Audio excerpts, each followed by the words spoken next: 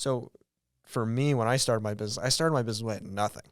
Okay. You know, I started it when I was still in college. Mm-hmm. I was still in the military, and really the worst thing that could happen to me is I would owe $20,000, you know, something like that. That's Sure. like how I started, right?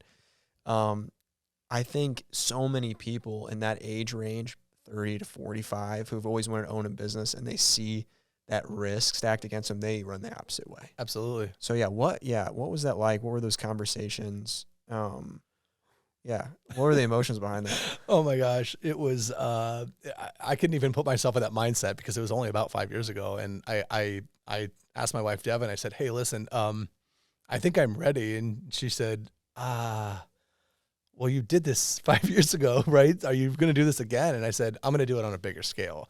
I'm going to really roll the dice. Yeah. This time we're going to lay all the chips out there. And she said, okay, well, everything you seem to do, it works out. She goes, I think it's because you're, a pretty good person and you do the right thing. And I said, I think it's just because I'm crazy enough to actually go forward and not stop until it happens. Yeah. And, from what did it look like? Well, let's try to find money to make this happen. And we started going through everything and be like, we love this, but we could live without it if we have to. Yeah. We love this. Like, you really assess your needs and wants at that point, right? What's a need and what's a want. And then how do those relate to what the future could look like? Scary is an understatement, right? It really is. And when you're walking into the apartment, then you sell your house, and you're walking into this apartment and you're like, man, this is tough. This is really, but it's like that motivation, like it's that next challenge. Like, and I see it happening again. I'm going to double down again. I'm going to bring on more people that, I know the numbers work. We will be able to afford them with the growth we're seeing right now. But every time you make a hire, what do? You bring down the amount of income you're bringing home to your family for the greater cause. And I'm going to continue to do that because I feel like our foundation is strong enough that there's just no way we're going to fail. Yeah. Yeah. I think you were like talking earlier about like leadership and stuff, but it's like, my dad owning a small business, I saw like, man, you have 2-3 people, like you are the driving force of that business. Mm-hmm. You can be a great leader, but that business ceases to generate without you being there. And you have to have good employees. Mm-hmm. Otherwise your business will control you.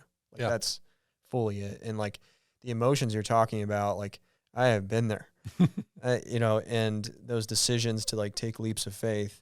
And you kind of said something too, there is like, honestly, if someone asked me like, what attributes do you look at if someone's going to be successful? Like I would say 80 to 90% of that is like someone who just doesn't quit. Mm-hmm. You can have people who are super intelligent and you'll look at something and they're like, well, this will never work. First hiccup they hit. But there is a point just like, I believe it will work and I'm going to push through even if it doesn't look like it's going to work for like a period of time. Because there's always going to be there's going to be downs where you thought something was going to work out, you lose a client or something like that. And mm-hmm. I just think that's like so true.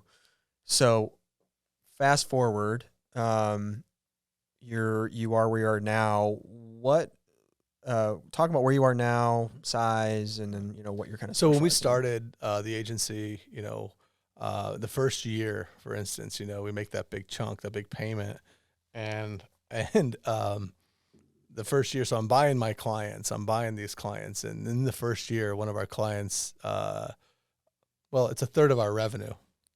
They decide that, the carrier that we're using, the insurance company that represents them is like, you know what, we're done with this. I'm like, what do you mean you're done with this? Like, we no longer want to write that kind of business. I'm like, well, come on. And they're like, no. So I lose a third of my revenue the first year we start off. Oh my gosh. So that was, needless to say, motivating to work a little harder. So so that happens. We start to realize that, like, okay,